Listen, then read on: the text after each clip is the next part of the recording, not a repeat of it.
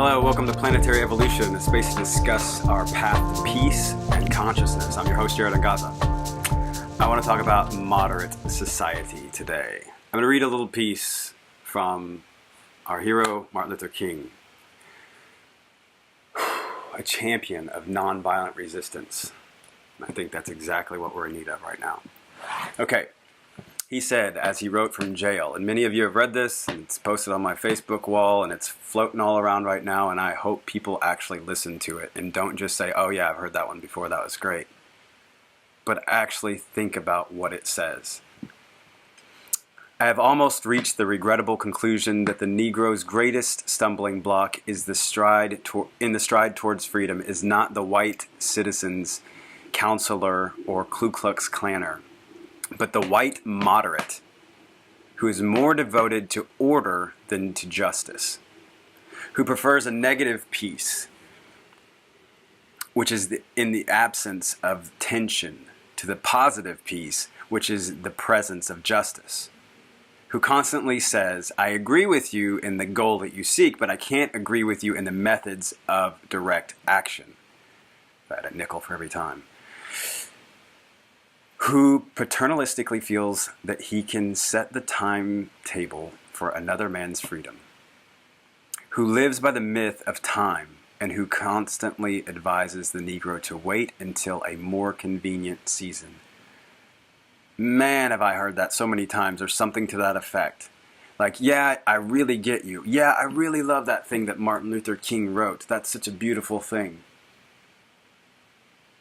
But then when it comes to how does it apply to your life? Like, how does that affect you? How does that change your daily life?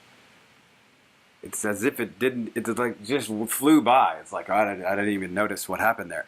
And I wonder, like, how can we be so blind to that? How can we be so blind to how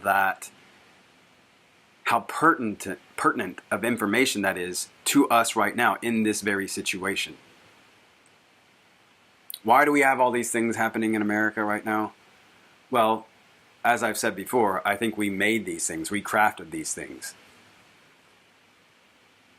We crafted this environment. And that environment has repercussions.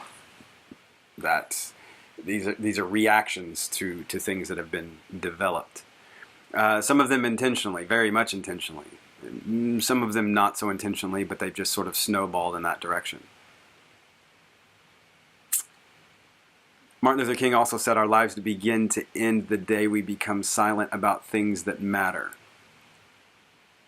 I would agree, and I would say that right now we're at the crux. I shouldn't say at the crux of things, but we're in the midst of a pretty significant shift.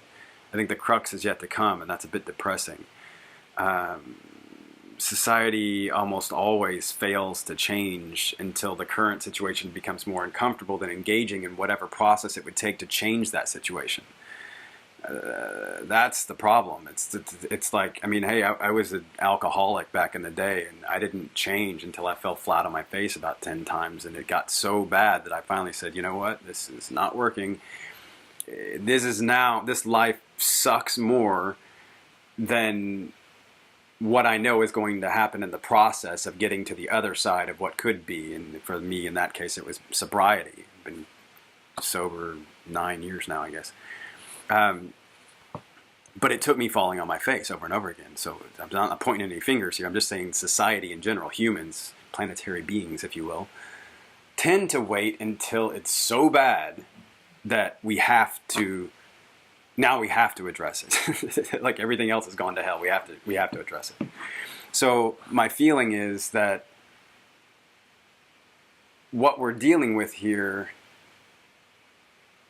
in terms of what is continuing the process, not necessarily what created it. It's created. I'm not one to dwell in the past so much. We can reflect on it for learning purposes, but I don't want to hang out there. It is what it is. We have what we have. We have had hundreds of years of slavery and the biggest genocide known to man that happened in America with the American Indians. We have had all these terrible things happen already, and now we're here, and they got us here, and we should not be shocked that we're here now. But then I have to ask, what is keeping us here now? And I would pin that immediately on apathy. Now, to some degree, I'd also include in that little box of what's keeping us here the fear of change. And at the end of the day, the whole reason we're here is because of fear. I think anything negative on this, in this earthly existence, is stemming from fear of some kind. Now, what do we do to address that? I think obviously awareness, which is great. We have the internet and we can get information out, and that's why we're seeing such a bubbling in society right now.